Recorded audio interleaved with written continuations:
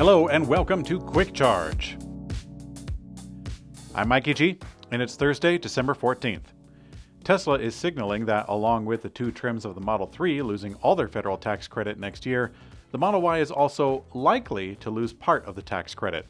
The automaker wrote in the Model Y's online configurator, quote, "Customers who take delivery of a qualified new Tesla and meet all federal requirements are eligible for a tax credit up to $7,500. Restrictions likely after December 31st, only for eligible cash or loan purchases."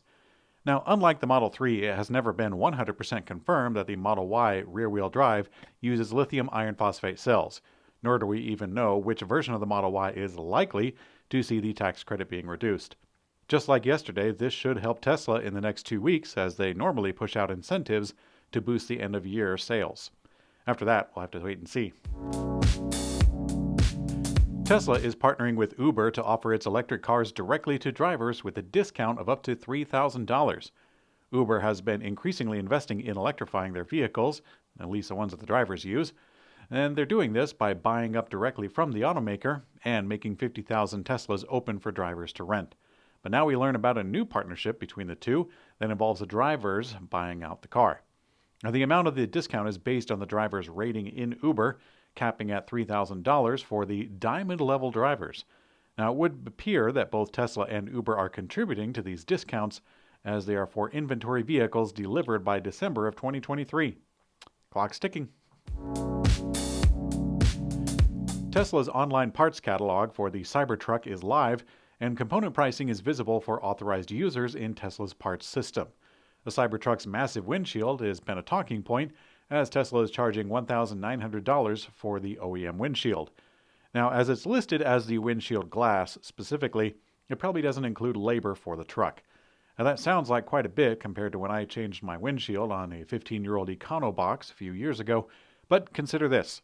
The Model X windshield is about $1,300, and one owner of a Rivian R1T claims that their windshield costs $2,500 to replace, again, likely with labor. Now, it appears that the Cybertruck windshield is probably around the same cost as other electric pickup trucks. Tesla has released a new comparison report claiming that Powerwall with solar is cheaper than a traditional backup generator. Now, for years now, Tesla has enjoyed a giant backlog of Powerwall orders, but now that production has ramped up, they have to work through the backlog and start generating some more demand for the home energy products. Tesla has now released a new report to compare the Powerwall with backup generators, saying that you can save about $20 per month on payments when accounting for electricity bill savings, and the overall system can cost up to 20% less over 10 years. Now, when looking at the details, it is important to note that the Powerwall is cheaper when you account for the savings that come with fueling the generator. Rivian has found its first partner outside of Amazon to buy its electric commercial vans. Rivian announced Thursday that AT&T will buy its electric vans and R1 vehicles in a new pilot program. Amazon once invested $700 million into Rivian back in 2019, agreeing to purchase over 100,000 vans. They're expected to roll out by the end of the decade as part of Amazon's climate pledge commitment. Now, Rivian finally ended their exclusivity agreement with Amazon just last month, enabling them to sell to other customers. After crushing third-quarter estimates, Rivian raised its 2023 production goal to 54,000, which is up 2,000 from its previous target. So, good news for the team at Rivian. As promised, Cadillac introduced its third new electric vehicle model in 2023, joining the previously announced Optiq and Escalade IQ electric vehicles. The new 2026 Cadillac VISTIQ is a new three-row SUV, and the maker describes it as distinctive and innovative. The three-row SUV was designed for what they're calling the modern family and will be positioned between the LYRIQ and the Escalade IQ. Cadillac has promised to share more details about the VISTIQ in 2024, including the features and pricing. The same has already been said for its other electric vehicle siblings, the Optiq and the Escalade IQ EV. Escalade IQ EV. Kind of a mouthful. A country called France has revealed its list of electric vehicles that are now eligible for a federal tax credit of up to 7,000 euros. As expected, EVs made in China, including Tesla's Model 3, did not make the cut. The green bonus, originally a €5,000 flat cash incentive applicable to all EVs, has tightened its rules. For one, a third of those incentives were going to Chinese-made EVs, so the incentive now takes into account the car's production and life cycle, effectively freezing out Chinese and foreign-made cars. A Chinese-made Dacia Spring, which accounts for 1 in 10 electric cars sold in France, will now see its price jump from €15,800 to €20,800. Also banished from the list is the MG4, a British-branded electric sedan that's owned by Chinese SAIC Motor. As in the US, Tesla's Model 3, which is made in the Shanghai factory, at least for the France market, is also no longer eligible for the federal tax incentive. The Model Y, that one actually comes from Germany, so they're good there. General Motors has fired 9 key people at robotaxi company Cruise amid the fallout from an incident involving a pedestrian in San Francisco. Last month, Cruise co-founder and CEO Kyle Vaught also announced his departure from the company, and now more heads are rolling. In a new report from Reuters, General Motors confirmed that the list of executives on the chopping block included the Chief Operating Officer Gil West, Chief Legal and Policy Officer Jeff Blake, and Senior Vice President of Government Affairs David Estrada.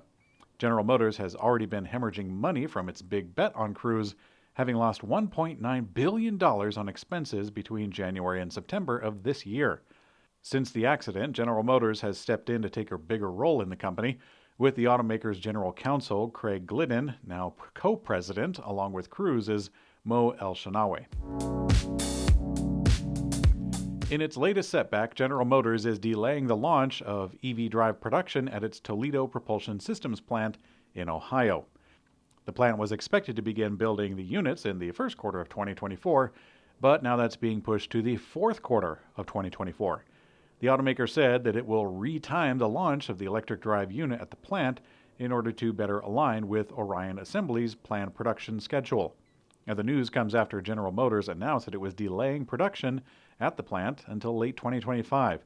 This includes the Chevy Silverado RST, the GMC Sierra EV, among others. Now, General Motors is already building the Chevy Silverado EV work truck at Factory Zero. That one's on sale right now. But meanwhile, the RST EV will be built at the facility in the first half of 2024. After a slow start, Nissan is ramping up output of its first electric SUV. Nissan's new intelligent factory, as they call it, where the Ariya is built, is finally running smoothly. The automaker began building the Ariya at their factory in October of 2021. Now, at the end of the fiscal year, Nissan had only built 27,600 vehicles, delivering 17,000 globally. Now, from April through October, output has jumped to 26,900, with sales totaling 23,800. The automaker plans to deliver the tech to other facilities. It's likely that we will see this at Nissan's Canton, Mississippi facility, as Nissan has invested $500 million into the plant. Now it's preparing to produce a pair of electric vehicles, one for Nissan and one for Infiniti, starting in 2026. In today's community comment found on YouTube, Derpy1969 says, "I love Mikey." To which I say, me too. By the way, on Monday I've got jury duty, so we might miss out on Monday's Quick Charge. I won't know until that day whether I'm going to be around or not, but at least I can warn you now. Thanks for watching Quick Charge. I'm Mikey G, and I hope you have a great day.